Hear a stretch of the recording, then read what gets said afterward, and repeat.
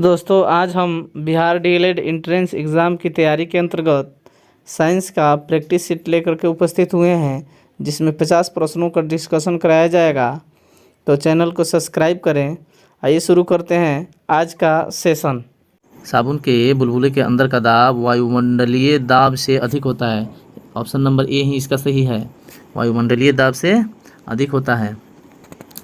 वायु दाब मापी की रीडिंग में अचानक गिरावट इस बात पर संकेत करती है कि मौसम कैसा होगा, तूफ़ानी होगा।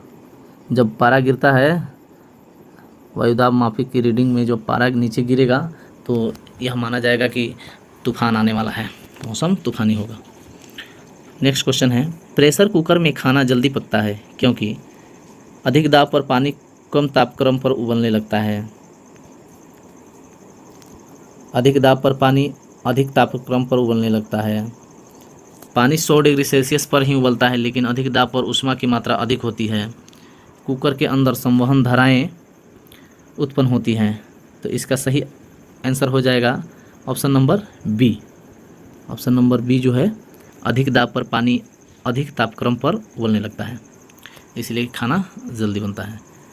हाइड्रोजन से भरा रबड़ का गुब्बारा वायुमंडल में ऊपर जाकर फट जाता है क्योंकि हाइड्रोजन का भार बढ़ जाता है। वायु दाब बढ़ जाता है, हाइड्रोजन का दाब घट जाता है, वायु दाब घट जाता है। तो स्वाभाविक बात है कि ऊपर जाने पर वायु जो दाब है वो कम हो जाता है। वायु दाब ऊपर जाने पर कम हो जाता है, और जैसे ही वो कम होता है तो हाइड्रोजन का दबाव बढ़ता है और गुब्बारा फट जाता है। इसलिए इसका सही आंसर हो जाएगा option number D. Next question देखते हैं कि सूर्य से निरंतर ऊर्जा का सृजन किस कारण होता रहता है। तो इसका सही आंसर हो जाएगा नाभिकीय संलयन। नाभिकीय संलयन विधि से सूर्य से निरंतर ऊर्जा निकलते रहती है। नेक्स्ट क्वेश्चन है, चाबी भरी घड़ी में कौन सी ऊर्जा होती है। चाबी भरी घड़ी में कौन सी ऊर्जा होती है। इसका सही आंसर हो जाएगा स्थितिज ऊर्जा। स्थितिज ऊर्जा। नेक्स्ट क्वेश्चन, निम्नलिखित में से किसमें गतिज ऊर्जा नहीं है। चली हुई गोली में, बहता हुआ पानी में, चलता हथौड़ा में और खींचा हुआ धनुष में। तो खींचे हुए धनुष में ही गतिज ऊर्जा नहीं है, क्योंकि खींचा हुआ धनुष स्थितिज ऊर्जा लेके तैयार रहता है गतिज ऊर्जा के लिए।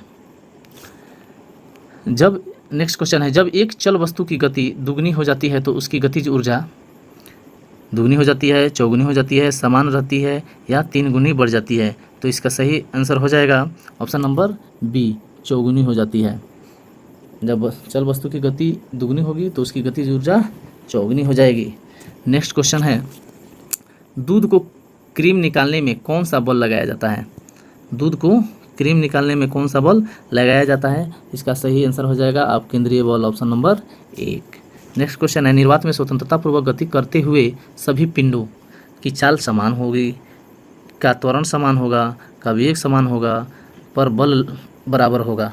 तो इसका सही ऑप्शन हो जाएगा ऑप्शन नंबर बी। तो यही आंसर है इसका, ऑप्शन नंबर बी कि समान जो है कि उसका त्वरण होगा। नेक्स्ट क्वेश्चन देखते हैं, दो कणों के बीच गुरुत्वाकर्षण बल होता है, उनके बीच की दूरी के समानुपाती, कि वर्ग के समानुपाती, कि वर्ग के व्युत्क्रमानुपाती, की व्युत्क्रमानुपाती। तो इसका सही आंसर ऑप्शन नंबर सी हो जाएगा, ये वर्ग के व्युत्क्रमानुपाती होते हैं। नेक्स्ट क्वेश्चन है, दो पिंडों के बीच गुरुत्वाकर्षण बल निम्नलिखित में से किस पर निर्भर नहीं करता है। दो पिंडों के बीच गुरुत्वाकर्षण बल निम्नलिखित में से किस पर निर्भर नहीं करता है। उनके द्रव्यमान के गुणनफल पर, उनके बीच की दूरी पर, उनके बीच के माध्यम पर, गुरुत्वाकर्षण नियतांक पर। तो इसका सही आंसर हो जाएगा उनके बीच के माध्यम पर, इसका आंसर हो जाएगा। नेक्स्ट क्वेश्चन है, गुरुत्वीय त्वरण का मान क्या होगा। पृथ्वी पर सभी जगह बराबर होता है या सभी स्थानों पर बराबर होगा। वही बात हुई, चंद्रमा पर अधिक क्योंकि उसकी त्रिज्या कम है, पृथ्वी के अक्षांश पर निर्भर करता है। तो इसका सही आंसर हो जाएगा ऑप्शन नंबर डी, गुरुत्वीय त्वरण का मान पृथ्वी के अक्षांश पर ही निर्भर करता है। चलिए नेक्स्ट क्वेश्चन है, निम्नलिखित में से किस स्थान पर गुरुत्वीय त्वरण का मान महत्तम होगा। माउंट एवरेस्ट की चोटी पर, कुतुब मीनार की चोटी पर, भूमध्य रेखा के किसी स्थान पर, अंटार्कटिका के किसी स्थान पर। तो क्वेश्चन नंबर 65 का सही आंसर हो जाएगा अंटार्कटिका के किसी स्थान पर, क्योंकि ध्रुवों पर गुरुत्वीय त्वरण का मान महत्तम होगा। नेक्स्ट क्वेश्चन, क्वेश्चन नंबर 66, यदि कोई अंतरिक्ष यान पृथ्वी के केंद्र से पृथ्वी की त्रिज्या की दुगनी दूरी हो तो उसका गुरुत्वीय त्वरण होगा। ऑप्शन नंबर ए कि बी, सी कि डी। तो इसका सही आंसर हो जाएगा ऑप्शन नंबर ए 2.45 मीटर पर सेकेंड स्क्वायर। चलिए नेक्स्ट क्वेश्चन है, यदि कोई ऐसा ग्रह हो जिसका द्रव्यमान तथा त्रिज्या दोनों पृथ्वी से आधी हों तो उस ग्रह की सतह पर गुरुत्वीय त्वरण क्या होगा। 9.8 मीटर पर सेकेंड स्क्वायर की 19.6 मीटर पर सेकेंड स्क्वायर की 4.9 मीटर पर सेकेंड स्क्वायर या 2.43 पर मीटर सेकेंड स्क्वायर। तो इसका सही आंसर हो जाएगा आपको ऑप्शन नंबर बी 19.6 मीटर पर सेकेंड स्क्वायर। नेक्स्ट क्वेश्चन है, विराम से मुक्त रूप से गिरते हुए पिंड द्वारा तय की गई दूरी समानुपाती होती है। विराम से मुक्त रूप से गिरते हुए पिंड द्वारा तय की गई दूरी समानुपाती होती है किसके, गिरने के कुल समय का, कि पिंड के द्रव्यमान का, कि गुरुत्वीय त्वरण के वर्ग का, या गिरने के समय के वर्ग का। तो इसका सही आंसर हो जाएगा ऑप्शन नंबर डी। इसका सही आंसर हो जाएगा डी, गिरने के समय के वर्ग का। चलिए नेक्स्ट क्वेश्चन है, एक मीनार की चोटी से एक पत्थर को गिराया गया, 40 मीटर नीचे गिरने पर उसकी चाल होगी। एक मीनार की चोटी से एक पत्थर को गिराया गया, 40 मीटर नीचे गिरने पर उसकी चाल होगी। तो इसका सही आंसर हो जाएगा ऑप्शन नंबर सी 28 मीटर पर सेकेंड। 28 मीटर पर सेकेंड। नेक्स्ट क्वेश्चन है, यदि एक पत्थर को किसी मकान की छत से मुक्त रूप से गिरते हुए ज़मीन तक पहुंचने में 4 सेकेंड का समय लगा है तो मकान की ऊंचाई होगी। तो इसका सही आंसर हो जाएगा option number C 80 metre. Next question देखते हैं, पृथ्वी की सतह पर गुरुत्वीय त्वरण और चंद्रमा की सतह पर गुरुत्वीय त्वरण का अनुपात होता है। पृथ्वी और चंद्रमा के शुरू में ही बताए थे कि 1/6 होता है, यानी कि 1:6। तो ऑप्शन नंबर हो जाएगा D, option number D. 6 kilo पृथ्वी पे तो चंद्रमा पे 1 किलो, ठीक है। चंद्रमा पर हो जाएगा 1 केजी, पृथ्वी के 6 केजी के बराबर। चलिए, किसी वस्तु का भार उसके जड़त्व को दर्शाता है कि उसके द्रव्यमान के बराबर होता है, किंतु उसे भिन्न मात्रक द्वारा दर्शाया जाता है, या पृथ्वी द्वारा उस पर लगे आकर्षण बल के बराबर होता है, या उस वस्तु में पदार्थ के घनत्व पर निर्भर करता है। यानी किसी वस्तु का भार किस, इन चारों ऑप्शन में किससे सही है, आइए हम देखते हैं इसको। इसका सही आंसर हो जाएगा उसके द्रव्यमान के बराबर होता है, किंतु उसे भिन्न मात्रक द्वारा दर्शाया जाता है। तो इसका सही आंसर हो जाएगा option number B. Next question है, जब किसी वस्तु को विषुवत रेखा से ध्रुवों की ओर ले जाया जाता है तो उसका भार, विषुवत रेखा से ध्रुवों की ओर ले जाया जाता है तो उसका भार होता है क्या, बढ़ता है। जैसे ही, क्योंकि ध्रुवों पर किसी वस्तु का महत्तम होता है भार, इसलिए ध्रुवों से जब हम विषुवत रेखा से जब ध्रुवों की ओर ले जाएंगे तो किसी वस्तु का भार बढ़ने लगेगा। चलिए नेक्स्ट क्वेश्चन है, द्रव में पूर्णतः या अंशतः डूबी वस्तु के भार में आभासी कमी। द्रव में पूर्णतः या अंशतः डूबी वस्तु के भार में आभासी कमी होती है। तो इसका सही आंसर हो जाएगा option number C, option number C, वस्तु के डूबे हुए भाग द्वारा हटाए गए द्रव के भार के बराबर होती है। चलिए नेक्स्ट क्वेश्चन है, किसी पदार्थ का अपेक्षित घनत्व बराबर होता है। किसी पदार्थ का अपेक्षित घनत्व बराबर होता है, किसके बराबर होता है, तो पदार्थ का घनत्व, प्रामाणिक पदार्थ का घनत्व इसी के बराबर होता है। ऑप्शन नंबर ए इसका सही हो जाएगा। चलिए नेक्स्ट क्वेश्चन, पृथ्वी के केंद्र पर गुरुत्व के कारण त्वरण का मान कितनी है। पृथ्वी के केंद्र पर गुरुत्व के कारण त्वरण का मान कितना है, तो इसका हो जाएगा शून्य। ऑप्शन नंबर बी शून्य है। नेक्स्ट क्वेश्चन है किसी वस्तु का भार अधिकतम होता है। तो कई बार हम बता चुके कि किसी वस्तु का भार कहाँ अधिकतम होता है, ध्रुवों पर होता है। पृथ्वी पर किसी वस्तु का भार कहाँ अधिक होता है, तो ध्रुवों पर होता है। नेक्स्ट क्वेश्चन, एक मिनट सॉरी, नेक्स्ट क्वेश्चन आपको है 78 नंबर। हमारी पृथ्वी पर वायुमंडल उपस्थिति का कारण है। हमारी पृथ्वी पर वायुमंडल की उपस्थिति का कारण है, तो इसका सही आंसर हो जाएगा गुरुत्वाकर्षण। गुरुत्वाकर्षण के कारण ही हमारी पृथ्वी पर वायुमंडल की संभावना है।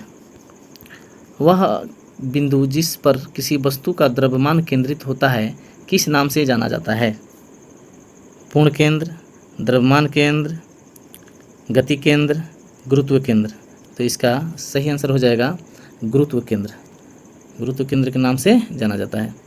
नेक्स्ट क्वेश्चन है कौन सा प्रक्रम गुरुत्वाकर्षण पर निर्भर करता है? कौन सा प्रक्रम गुरुत्वाकर्षण पर निर्भर करता है? तो ऑप्शन इसका हो जाएगा विकिरण, संचालन, संवहन, इनमें से कोई नहीं। तो इसका सही आंसर हो जाएगा इनमें से कोई नहीं।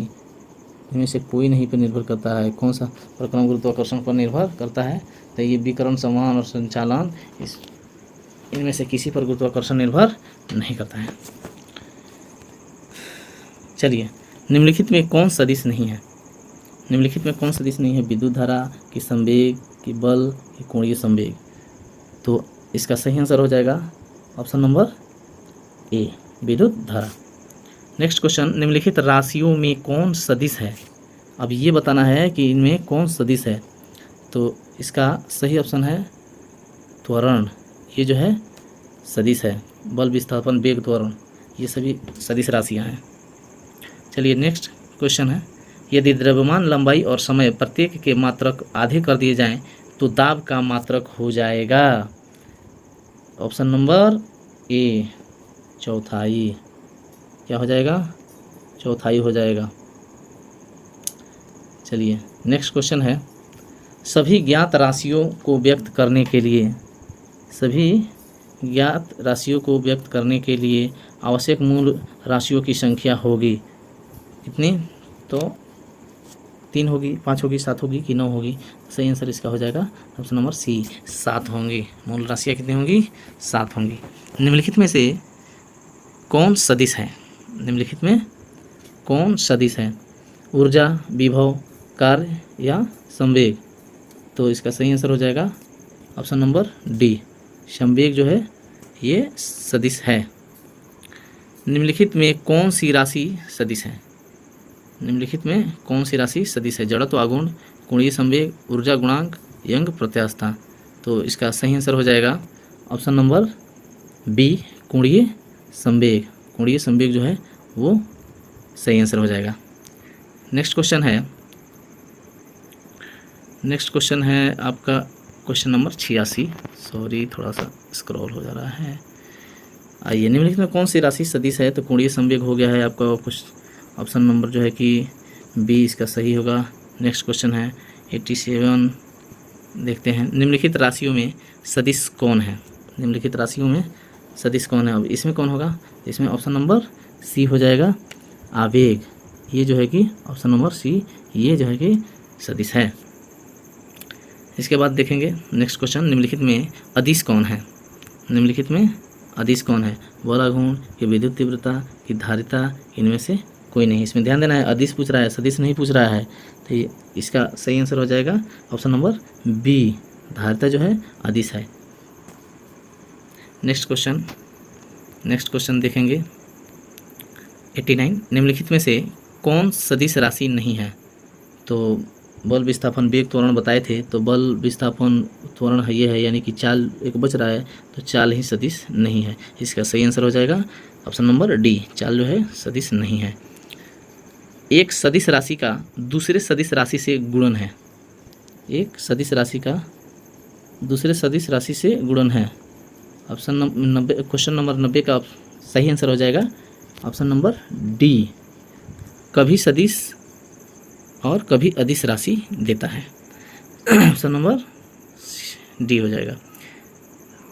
क्वेश्चन नंबर 91 देखते हैं दो राशि सदिश राशियाँ ए और बी इस प्रकार हैं कि ए प्लस बी इक्वल टू सी और ए प्लस बी इक्वल टू सी, तब ए तथा बी हैं ए तथा बी हैं किस रूप में है? इसका सही आंसर हो जाएगा ऑप्शन नंबर बी, एक दूसरे के समानांतर, एक दूसरे के समानांतर हैं। चलिए नेक्स्ट क्वेश्चन है, यदि एक ध्वनि स्रोत एवं प्रेक्षक दोनों ही एक दूसरे की विपरीत दिशाओं में एक दूसरे से दूर जा रहे हों तो आभासी आवृत्ति का मान यथार्थ आवृत्ति क्या होगा? के बराबर होगा या से कम होगा या से अधिक होगा या निम्न में से कोई नहीं होगा। तो इसका सही आंसर हो जाएगा ऑप्शन नंबर बी, आवृत्ति से कम होगा, यथार्थ आवृत्ति से कम होगा।